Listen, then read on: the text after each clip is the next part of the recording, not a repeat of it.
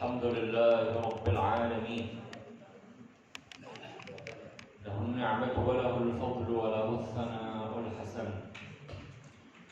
صلوات الله البر الرحيم والملائكة المقربين على سيدنا محمد أشرف الأنبياء والمرسلين، وعلى آله وصحبه الطيبين الطاهرين، وسلام الله عليهم أجمعين. يقول الله تبارك وتعالى في كتابه الكريم: وذكر فإن الذكرى تنفع المؤمنين. Hadirin ma'asyiral muslimin wal muslimat jamaah yang semoga kita semuanya senantiasa dirahmati oleh Allah Subhanahu wa taala. Puji syukur senantiasa kita panjatkan kepada Allah, salawat dan salam semoga tercurahkan kepada baginda Rasulullah, keluarganya, para sahabatnya, dan orang-orang yang senantiasa tunduk dan patuh menjalankan ajaran-ajaran agamanya. Pada pertemuan yang lalu kita telah memulai kajian tafsir surat Al-Kahf. Kita telah menyelesaikan ayat pertama. A'udzu billahi minasyaitonir rajim. Bismillahirrahmanirrahim.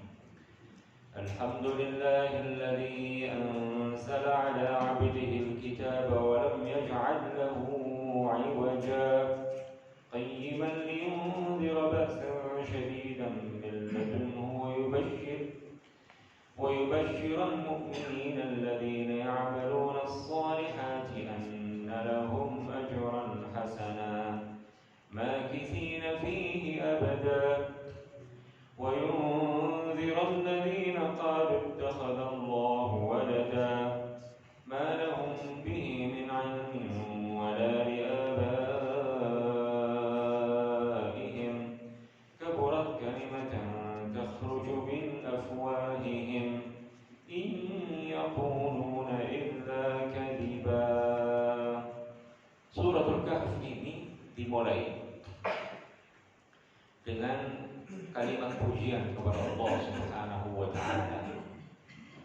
Segala puji bagi Allah yang telah menurunkan kepada hambanya, yaitu Muhammad sallallahu alaihi wasallam, Al-Kitab, Al-Quran Al-Karim, wa lam yaj'al lahu 'iwaja, dan Allah tidak menjadikan dalam Al-Quran Al-Karim ada sesuatu yang bengkok, ada sesuatu yang salah. Allah tidak menjadikan dalam Al-Quran Al-Karim kontradiksi antara satu bagian dengan bagian yang lain. Biasanya buku-buku, tulisan-tulisan yang bukan wahyu dari Allah Subhanahu wa taala seringkali ada kekeliruan, kesalahan, seringkali ada kontradiksi antara satu bagian di kitab atau di buku tersebut dengan bagian yang lain dalam buku yang sama. Ya, tetapi Allah Subhanahu wa taala jadikan Al-Qur'an tidak seperti itu. Walau kana min 'indi ghairillahi lawajadu fihi ikhtilafan katsira. Seandainya Al-Qur'an itu tidak bersumber dari wahyu Allah, niscaya akan ada kontradiksi di bagian-bagiannya. Di sana sini akan terjadi kontradiksi, pertentangan isi atau substansi antara satu ayat dengan ayat yang lain. Tetapi Quran adalah wahyu dari Allah Subhanahu wa taala, dan karena itu dia dijamin tidak akan ada kontradiksi antara satu bagian dan bagian lainnya. Dan ini tidak hanya berlaku bagi Al-Quranul Karim. Asy-syar'u kullu, syariat Nabi Agung Muhammad sallallahu alaihi wasallam ini seluruhnya itu tidak ada kontradiksi antara satu bagian dengan bagian yang lain. Asy-syar'u kulluhu kal-kalimatil wahidah. Syariat Muhammad, agama yang dibawa oleh Nabi Agung Muhammad sallallahu alaihi wasallam ini semuanya seperti satu kata. Tidak ada kontradiksi di satu bagian dengan bagian yang lain. Nah, Al-Quranul Karim yang Allah jadikan lurus, tidak ada sesuatu yang bengkok, yang salah, yang keliru, yang kontradiktif. Diturunkannya kitab suci ini kepada umat Muhammad sallallahu alaihi wasallam, kepada Nabi Agung Muhammad sallallahu alaihi wasallam, dengan tujuan agar diamalkan, sehingga itu menjadi sebab keselamatan dan keberuntungan hamba di dunia dan akhirat. Nah, karena Al-Quran ini orang yang mengamalkannya akan selamat di dunia dan akhirat, maka diturunkannya Al-Quran kepada Nabi Agung Muhammad SAW adalah nikmat Allah yang sangat agung, sehingga kita diajarkan agar memuji Allah atas nikmat diturunkannya Al-Quran ini, sehingga ayat pertama berbunyi Alhamdulillah, segala puji bagi Allah, alladzi anzala ala 'abdihi al-kitaba wa lam yaj'al lahu 'iwaja. Segala puji bagi Allah yang telah menurunkan Al-Quran kepada hambanya Muhammad sallallahu alaihi wasallam dan tidak menjadikan di dalamnya terdapat kontradiksi, kekeliruan, kesalahan dan seterusnya. Baik, kita lanjutkan. Qayyiman liyunzira ba'san syadidan min ladunhu wa yubashshiral mu'minin. Allah Ta'ala turunkan Al-Quran ini sekali lagi sebagai kitab yang qayyim, kitab yang mustaqim, kitab yang betul-betul tegak lurus, betul-betul berada di jalan yang lurus. Satu bagian membenarkan bagian yang lain. Tidak seperti beberapa macam undang-undang. Undang-undang ini buatan manusia, Pak. Ya, seringkali di bagian satu dengan bagian yang lain saling kontradiksi. Ya, saling kontradiktif. Apalagi ya undang-undang, hukum, ya buatan manusia yang mengatur berbagai macam hal. Karena itu buatan manusia, ya, maka sekian besar kemungkinan terjadi kesalahan, kekeliruan, kontradiksi antara satu bagian dengan bagian yang lain. Berbeda dengan Al-Quran, Allah turunkan sebagai kitab yang qayyim, yang lurus, ya, yang sesuai dengan kebenaran. Satu bagian membenarkan bagian yang lain. Liyunzira ba'san syadidan min ladunhu, agar dengan isinya Allah Subhanahu wa taala menjadikan Nabi Agung Muhammad sallallahu alaihi wasallam memberikan peringatan kepada para hamba, ba'san syadidan min ladunhu, azab yang pedih yang akan dikirimkan oleh Allah Subhanahu wa taala jika mereka mendustakan Al-Quran, jika mereka tidak mengimani kitab suci yang Allah turunkan, tidak mengimani Rasul yang Allah utus, yaitu Nabi Agung Muhammad sallallahu alaihi wasallam. Jadi kitab suci Al-Quran dengan isi dan kandungannya itu memberikan peringatan kepada siapapun jika dia kufur, jika dia ingkar, jika dia tidak beriman, jika dia mendustakan Al-Quran, Allah akan kirimkan kepadanya ba'san syadidan min ladunhu. Allah akan kirimkan siksa yang pedih yang Allah kirimkan kepadanya. Wa yubashshiral mu'minina alladhina ya'maluna as-salihati anna lahum ajran hasana. Di sisi lain, Al-Quran juga memberikan kabar gembira kepada orang-orang yang beriman. Kepada orang-orang yang beriman. Allah menjelaskan bahwa Al-Quranul Karim ini berisi kabar gembira. Tapi bagi siapa? Bagi orang-orang yang beriman. Kalau orang-orang yang tidak beriman tadi apa? Diperingatkan akan datangnya siksa yang pedih kepada mereka. Tapi bagi orang yang beriman, kitab ini memberikan kabar gembira kepada mereka. Alladzina ya'maluna as-shalihat, orang-orang mukmin yang beramal saleh, yang memperoleh bisyarah, yang memperoleh kabar gembira ya dari Al-Qur'an. Ini orang-orang dengan dua kriteria. Yang pertama orang-orang yang beriman, dan yang kriteria kedua dan beramal saleh. Bi anna lahum ajran hasana, bahwa mereka akan memperoleh pahala yang agung. Mereka akan memperoleh pahala yang agung. Makithina fihi abada, pahala yang agung itu adalah surga. Makithina fihi abada, orang-orang yang beriman itu nanti di akhirat akan berada dalam pahala yang agung tadi, dalam surga kekal selama-lamanya tanpa penghabisan.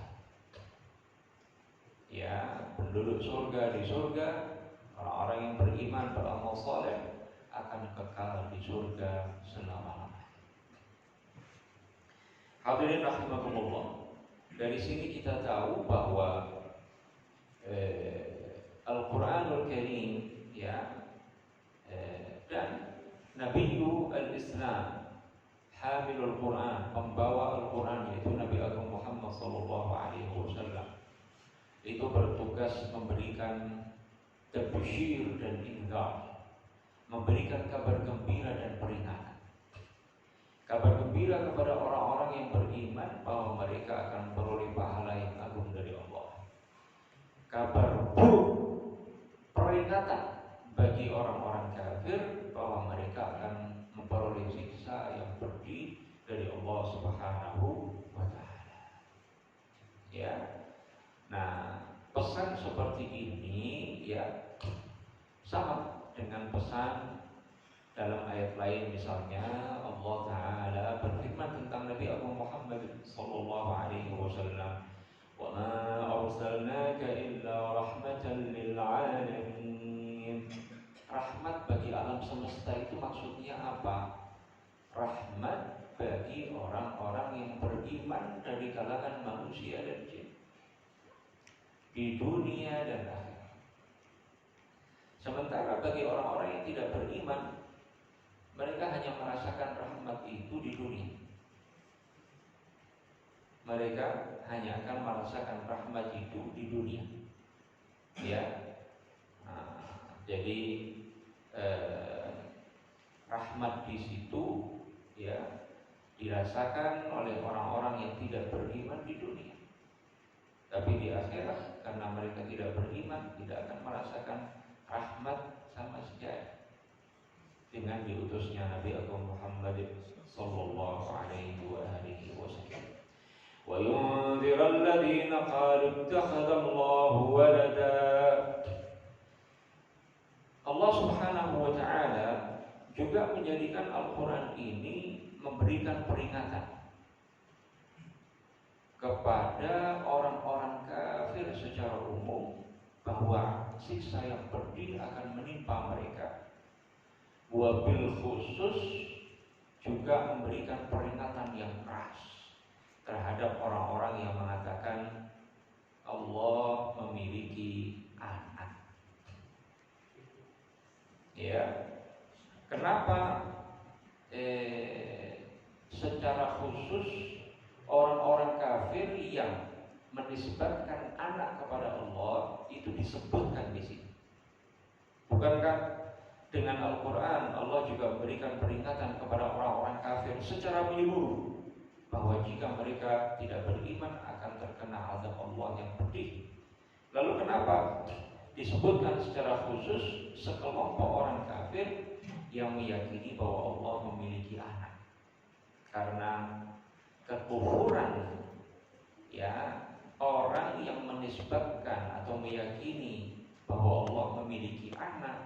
kekufuran yang sangat keji, kekufuran yang sangat buruk. Ya, bagaimana mungkin Allah Jalla Jalaluhu, Allah Azza wa Jalla, Allah yang maha suci dari keserupaan dengan makhluk, bagaimana mungkin dijadikan ia punya anak? Ya, kalau punya anak berarti punya istri. Ya, punya anak, punya istri berarti membutuhkan itu. Kita nih, laki sama perempuan, kenapa menikah? Nah, laki butuh sama perempuan, perempuan butuh sama laki. Kenapa kita senang, bahagia saat memiliki anak? Karena kita butuh sama anak. Ya, anak yang bisa membuat hati kita senang saat kecil. Saat nanti dewasa dan kita sudah berusia senja, ada yang bisa membantu dan mengurus kita. Kan begitu. Saat kita meninggal nanti, kita butuh kiriman-kiriman pahala dari anak-anak kita. Jadi sebab yang sangat mendasar kenapa kita beristri dan beranak, karena butuh, karena butuh. Dan kebutuhan itu sesuatu yang fitri, sesuatu yang naluri. Sehingga Allah berikan saluran. Allah yang menciptakan syahwat ini pada manusia. Yang laki, ya, syahwat bernafsu sama perempuan, yang perempuan bernafsu sama laki. Ya padahal mah gitu-gitu aja. Ya baik. Gak beda gitu-gitu aja. Tapi Allah ciptakan syahwat. Allah ciptakan syahwat. Allah ciptakan pada diri manusia keinginan agar punya anak. Beda nanti di surga. Di surga manusia tetap punya syahwat, tapi gak ada keinginan untuk punya anak. Di surga orang berhubungan suami istri, tapi tidak ada keinginan untuk memiliki anak. Ya, kalau di dunia orang punya syahwat dan punya keinginan untuk memiliki anak. Kenapa itu? Itu cara Allah, ya, menjadikan manusia ini terus berlanjut keberadaannya. Bayangin, kalau laki tidak nafsu sama perempuan, perempuan tidak nafsu sama laki, akan muncul anak apa enggak? Enggak ada. Kalau begitu caranya, generasi akan habis. Makanya di beberapa negara ada kecenderungan orang tidak mau nikah, tidak mau punya anak. Maka apa? Mereka mengalami krisis populasi penduduk. Ya, nggak mau repot katanya. Kalau mau berhubungan tinggal berzina aja katanya. Jadi begitu. Di beberapa negara ada model begitu. Jadi yang laki nggak mau repot, yang perempuan nggak mau repot katanya. Sehingga apa? Kalau mau berhubungan, ya, mau mensalurkan, mau menyalurkan, ya, syahwat itu berzina. Dan sudah ada saling memahami, ya, bagaimana berhubungan dengan sekira nggak punya anak. Maka negara-negara seperti ini akan mengalami krisis populasi. Dan mereka sendiri mengeluh. Nah, ini kenapa hikmah diciptakan syahwat pada kita manusia. Ya, hikmah dibalik itu salah satunya apa? Nah, kalau laki tidak nafsu sama perempuan, perempuan tidak nafsu sama laki-laki, nggak akan muncul hubungan suami istri, dan itu artinya nggak akan muncul anak-anak generasi yang meneruskan keberlangsungan keberadaan anak manusia, anak Adam di muka bumi ini. Jadi itu hikmah. Ya, begitu pula Bapak Ibu sekalian, kenapa kita pada diri kita Allah ciptakan nafsu terhadap makanan dan minuman? Ya, padahal menunya ya gitu-gitu aja, muter aja. Tapi tetap kita nafsu pengen. Ya, ya. Berapa sih di restoran sederhana menunya ada berapa? 50 atau 30 misalnya. Ya orang makan muter itu aja, ganti-ganti menu itu aja. Kan ya? Nah, sama aja. Dari waktu ke waktu sama aja. Tapi kenapa Allah ciptakan nafsu syahwat kepada makanan? Supaya manusia bisa bertahan hidup di muka bumi ini. Nah kalau orang sudah nggak pengen makan, nggak pengen minum, ya mati. Mati, dan itu artinya tidak ada keberlangsungan umat manusia di muka bumi ini. Nah jadi ya Allah ciptakan pada kita syahwat kepada lawan jenis, syahwat kepada makanan, minuman, ya, dan seterusnya, karena di balik itu ada sekian banyak hikmah-hikmahnya. Dan kita ada pada kita sifat butuh kepada istri, butuh kepada anak, butuh kepada makanan dan minuman. Nah itu makhluk begitu. Tata kelola kehidupan makhluk seperti itu. Nah Allah Subhanahu wa Ta'ala tidak menyerupai sesuatu pun di antara makhluknya. Laisa kamitslihi syai'. Allah tidak menyerupai sesuatu pun di antara makhluknya, baik pada zatnya, sifat-sifatnya maupun perbuatannya. Ya. Karena itu secara lebih tegas Allah Ta'ala berfirman, lam yalid wa lam yulad. Allah tidak beranak dan tidak diperanakkan. Allah bukan asal, Allah bukan fara'. Kalau kita tahlilan, kita Allahumma fillaha warhamha wa'afiha wa'fu anha, atau Allahumma fillahu warhamhu wa'afihi wa'fu anhu. Ya, kemudian apa? Kita bacakan Fatihah, wa usulihim wa furu'ihim. Usul berarti apa itu? Bapak-bapaknya, ibu-ibunya ke atas. Furu' berarti ke bawah-bawahnya, anak, cucu, dan seterusnya. Ya, jadi makhluk ini ada asal, ada fara'. Ya, ada asal, ada cabang. Ya, jadi Allah laisa walidan wala walada. Allah bukan orang tua, bukan asal, juga bukan anak, bukan fara', bukan cabang. Ya, artinya Allah tidak seperti makhluknya. Kalau makhluk ada asal, ada fara', ada asal, ada cabang. Allah bukan asal, bukan cabang. Ya, fara', anak itu diciptakan dari apa, Pak? Dari mani bapak ibunya. Dari mani bapak ibunya. Ya, berarti apa? Itu bagian yang terlepas, yang terurai dari bapak ibunya. Nah, alam semesta itu bukan sesuatu yang terurai, terlepas, atau bagian dari zat Allah, bukan.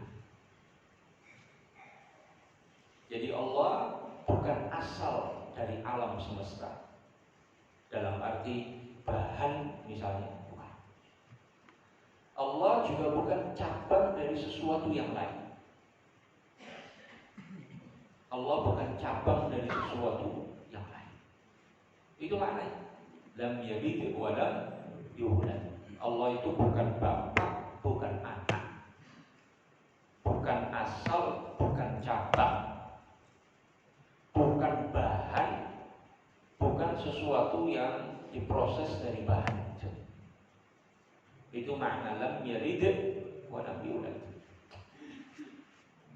Ya, dalam ayat lain Allah juga tegaskan wa annahu ta'ala jaddu rabbina mattakhadha sahibatan wala walada wa annahu ta'ala jaddu rabbina, dan sungguh maha agung, maha suci keagungan Allah.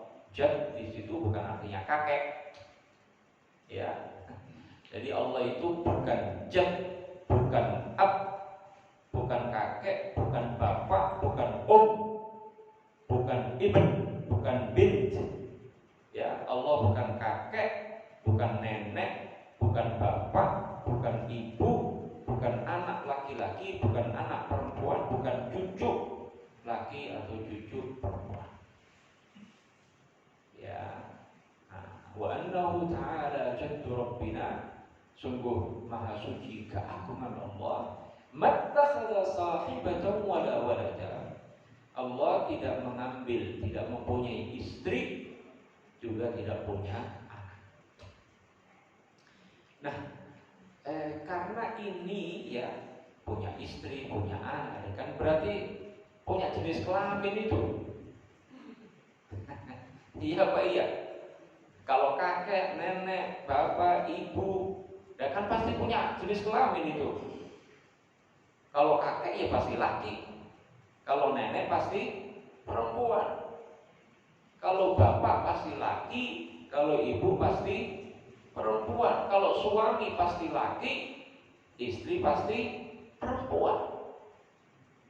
Nah, berarti orang yang mengatakan Allah itu punya anak, berarti mengatakan Allah itu berjenis kelamin. Auzubillahiminadzalik. Auzubillahiminadzalik.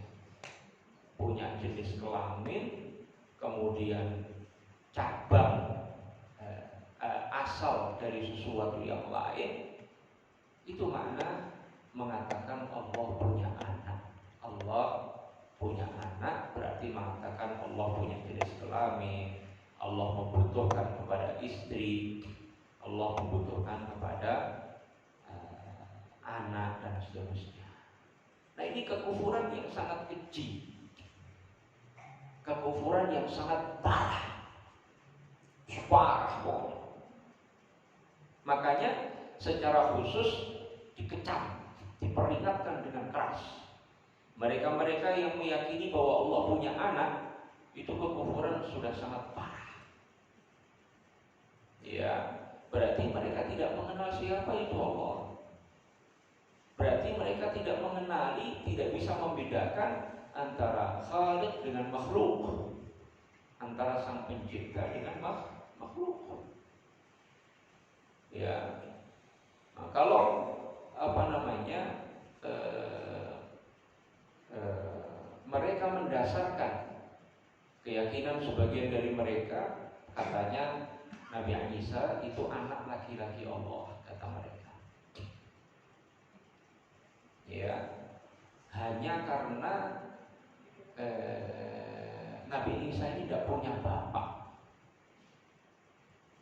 Jika itu alasan mereka, lalu apa yang akan mereka katakan tentang Nabi Adam?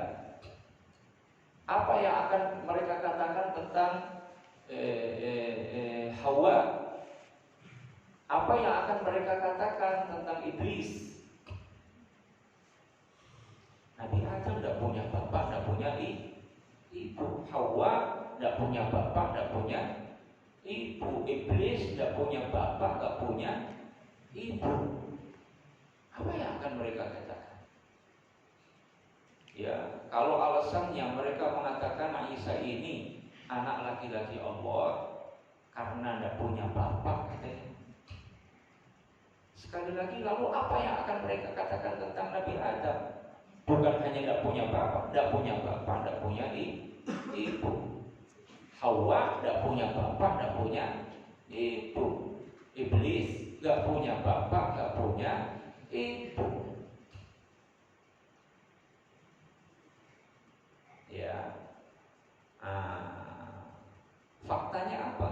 Allah ciptakan mereka ini. Nabi Adam tanpa bapak, tanpa ibu. Hawa tanpa bapak, tanpa ibu. diciptakan dari mintin, dari tanah dan air. Hawa Allah ciptakan dari tulang rusuk Nabi Adam yang kiri paling bawah. Ya, ini riwayat dari Abdullah bin Abbas, dan tidak mungkin beliau mengatakan itu dari pendapat pribadi beliau. Ya, iblis Allah ciptakan dari api. Iblis Allah ciptakan dari api. Ya, jadi mereka ini diciptakan oleh Allah dengan qudrahnya, dengan kekuasaannya, dari bahan-bahan yang Allah ciptakan. Yang Allah ciptakan. Ya, jadi bahan penciptaan mereka ini makhluk, mereka juga makhluk. Tidak ada kaitan antara Allah dengan makhluk, hubungan bapak anak. Ya, hubungan suami istri tidak ada. Yang kaitannya Allah dengan makhluk itu apa? Allah pencipta, makhluk sesuatu yang Allah ciptakan. Nah, karena itu sungguh aneh. Kemudian kalau sebagian orang meyakini ya bahwa Allah punya anak. Di antara sekian banyak orang-orang kafir, ya, kekufuran yang sangat keji, yang sangat buruk. Ya, salah satunya mereka yang ada keyakinan bahwa Allah punya anak. Siapa ini? Sekelompok manusia yang punya keyakinan Allah punya anak. Ada 3 kelompok. Pertama, sebagian kuffarul Arab, sebagian orang-orang kafir dari bangsa Arab yang mengatakan al-malaikatu banatullah, yang mengatakan para malaikat itu anak-anak perempuan Allah. Ya, ini juga penting untuk dipahami ya. Sebagian orang bikin gambar malaikat. Ya, gambar malaikat dibikin apa? Malaikat itu cantik. Hati-hati ini. Ini efek dari keyakinan sebagian orang-orang kafir bahwa para malaikat itu anak-anak perempuan Allah. Ya, sehingga ada ilustrasi ya. Bahkan ada dulu iklan. Ya, ada apa? Bayangan orang kafir kan begitu tentang angel, tentang malaikat. Itu punya sayap, kemudian terbang, cantik-cantik. Ya, sampai dulu ada iklan sampo atau sabun itu. Ya, iklan sampo atau sabun terbang.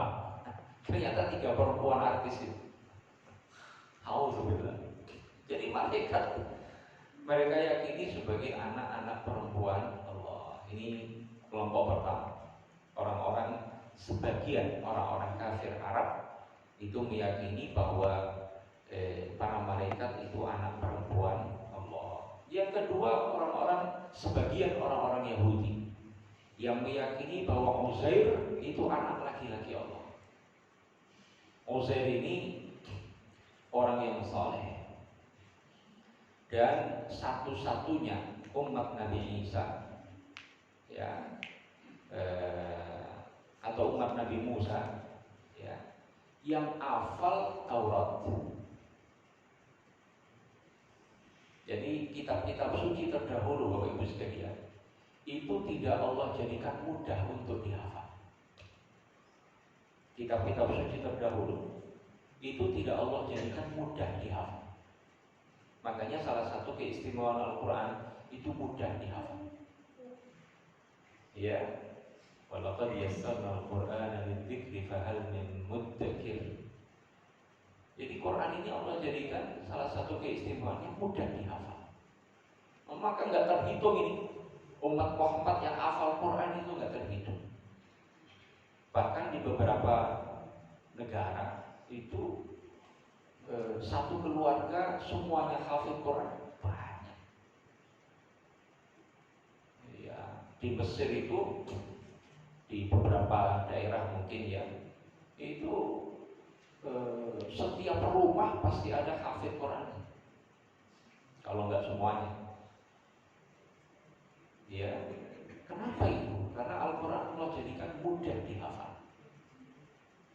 Jadi keistimewaan yang Allah berikan kepada kitab suci Al-Quran. Kalau kitab-kitab terdahulu itu tidak Allah jadikan mudah dihafal. Sehingga dari umat Nabi Musa yang hafal Taurat hanya Nabi Musa sendiri dan Uzair. Saya kok jadi lupa ya, Uzair ini umat Nabi Musa atau umat Nabi Isa. Pokoknya antara dua. Nabi Musa. Jadi di antara semua umat Nabi Musa itu yang hafal hafal Taurat itu hanya Uzair. Nah, karena itu mereka mengatakan kalau Uzair ini katanya bukan anak Allah, nggak akan hafal Taurat.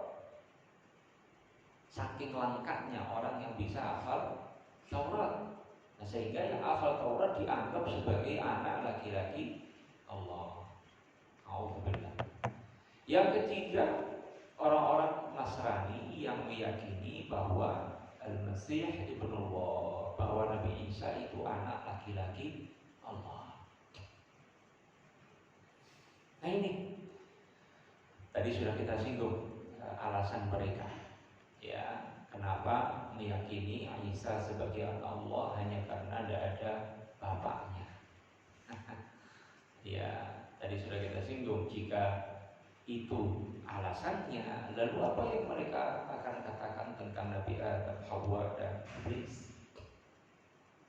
Ya, hadirin rahimakumullah.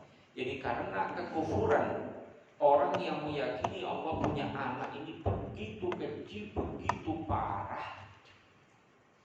Dan secara umum tasbihullah bi khalqihi, menyerupakan Allah dengan makhluknya, itu kekufuran yang sangat parah.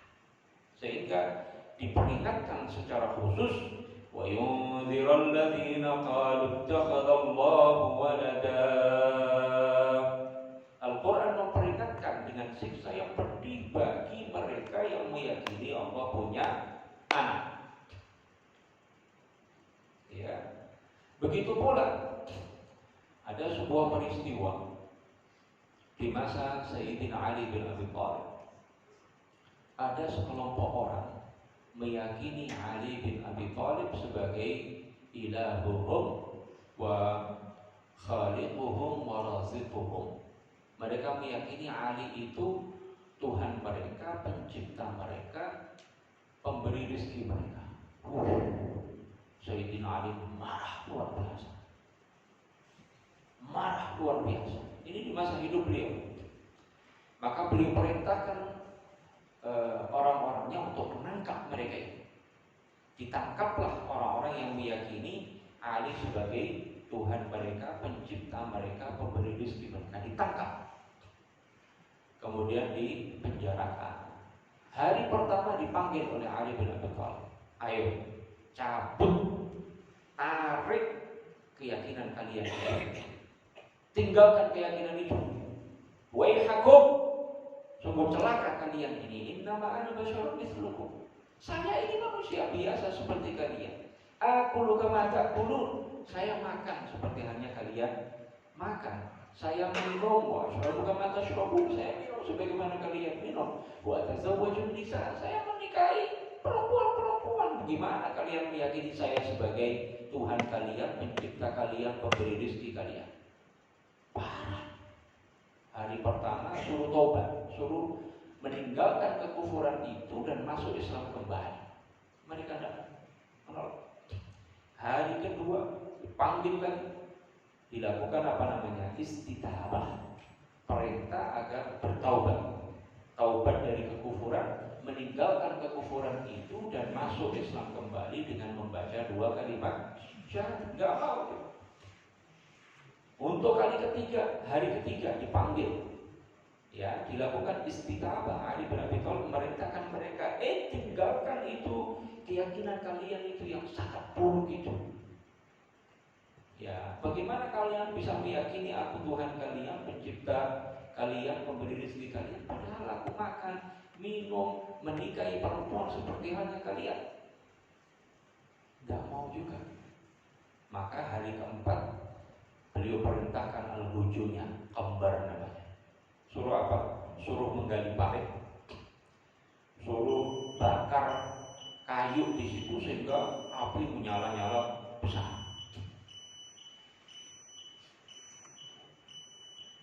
Api menyala besar. Kemudian beliau perintahkan agar ini orang-orang kafir ini mengaku sebagai umat Muhammad, mengaku sebagai orang Muslim ini, sekelompok orang ini. Suruh agar dilemparkan ke dalam api itu. Ya, apa kata mereka sebelum dilempar? Kata mereka, izdadna bika yaqina. Katanya, kami semakin yakin bahwa engkau Tuhan kami. Karena Nabi bersabda, la yu'adzibu bin nari illa rabbuha. Katanya gak akan menyiksa dengan api kecuali pencipta api. Auzubillah. Itu hadis sahih. Itu hadis sahih yang menjelaskan gak boleh Pak kita menyiksa makhluk hidup dengan api. Jadi jangan ada semut ambil api dibakar. Kita punya gula di rumah, ibu-ibu, ada semut merumunin gula itu, jangan kemudian dibakar. Ada apa-apa dibakar, ada apa-apa dibakar, nggak boleh. Ya, binatang masih hidup, ayam misalnya masih hidup, main bakar aja, nggak boleh, nggak boleh. Nah, itu disalahpahami. Disalahpahami oleh mereka. Mereka mengatakan kami semakin yakin engkau wahai Ali Tuhan kami. Karena Nabi bersabda tidak boleh menyiksa dengan api kecuali pencipta api. Auzubillah. Sayyidina Ali tidak mundur. Itu dilemparkan, dibakar hidup-hidup. Kenapa Sayyidina Ali melakukan itu? Beliau mengatakan ini krisis, ini darurat. Enggak boleh di masa mendatang ada orang punya keyakinan seperti ini, meyakini manusia biasa sebagai Tuhan. Alhamdulillah. Orang makan, minum, buang air, menikah, punya istri, yang begitu dibilang Tuhan itu bagaimana? Ini kekufuran yang sangat keji, yang sangat buruk. Ya. Jadi kalau ada orang menyifati Allah dengan sifat makhluk, itu sebetulnya bukan sedang memuji Allah, tapi sedang mencaci maki Allah. Kalau orang mengatakan si fulan punya anak yang cerdas, si fulan punya anak yang taat, si fulan punya anak yang berbakti, itu pujian Pak. Jadi kalau orang mengatakan itu kepada Allah, katanya Allah punya anak, itu bukan muji, itu mencaci maki. Nah, maka begitu pula kalau orang mengatakan Allah duduk di atas arasy, bersemayam di atas arasy, bertempat di langit, setiap sepertiga malam katanya dari arasy turun ke langit pertama, fajar terbit naik lagi. Yang begini ini bukan sedang memuji Allah, tapi tengah mencaci maki Allah. Yang naik turun itu siapa? Makhluk, malaikat yang naik turun. Tanazzalul malaikatu warruhu fiha. Yang turun itu malaikat. Turun, dan fajar terbit di malam Lailatul Qadar naik lagi. Kita manusia naik turun. Kalau kita di mall, di apartemen, naik, turun, kan begitu. Di sini di masjid kita naik ke atas, turun lagi. Itu sifat makhluk. Jadi kalau ada orang menyifati Allah dengan sifat makhluk, itu sedang mencaci maki Allah, bukan memuji Allah. Makanya dengan tegas ini keyakinan dinafikan. Lam yalid wa lam yulad. Mattakhadha sahibatan wala walada. La ta'khudhuhu sinatun wala naum. Allah Maha suci dari sifat ngantuk dan tidur, karena itu sifat makhluk. Ma lahum bihi min ilm. Saat mereka itu menisbatkan anak kepada Allah, itu tidak berdasarkan ilmu sama sekali, tidak berdasarkan nalar sama sekali, tidak berdasarkan ilmu yang diwariskan ya dari orang-orang yang meyakini kebenaran. Tidak mungkin Allah itu dikatakan asal atau cabang. Ya, tidak mungkin Allah itu dikatakan bapak atau anak. Ya, malahum bihi min ilm. Jadi menisbatkan anak kepada Allah itu tidak berdasarkan ilmu sama sekali. Enggak bisa diterima oleh akal yang sehat itu. Wala li abaihim. Keyakinan bahwa Allah punya anak itu kan mereka warisi dari moyang-moyang mereka. Itu juga tidak berdasarkan ilmu sama sekali. Moyang-moyang mereka itu meyakini itu karena mereka tenggelam dalam lumpur kesesatan dan penyimpangan. Ya, itu bukan berdasarkan ilmu tapi berdasarkan kebodohan yang sangat parah. Malahum bihi min ilmin wala li abaihim kaburat kalimatan takhruju min afwahihim. Kaburat kalimatan, sungguh ini kekufuran yang sangat parah. Alangkah buruknya kekufuran ini, alangkah parahnya kekufuran ini, alangkah besarnya kekufuran ini. Takhruju min afwahihim, yang keluar dari mulut mereka. Mereka menisbatkan anak kepada Allah, menisbatkan sesuatu yang tidak layak bagi Allah. Yaquluna illa kadziba. Sungguh tidak lain mereka ini kecuali mengatakan sesuatu yang bohong, menyalahi kebenaran. Yang mereka katakan, yang mereka yakini Allah punya anak itu kesalahan, murni kesalahan, murni penyimpangan, murni kedustaan kepada Allah, murni kebohongan kepada Allah Subhanahu wa ta'ala. Ya, ini materi kita pada kesempatan pagi hari ini. Mudah-mudahan bermanfaat, mengokohkan keyakinan kita tentang Allah dan betapa buruknya ya kekufuran orang-orang yang kafir, apalagi kekufuran orang yang menisbatkan anak kepada Allah Subhanahu wa ta'ala. Mudah-mudahan bermanfaat.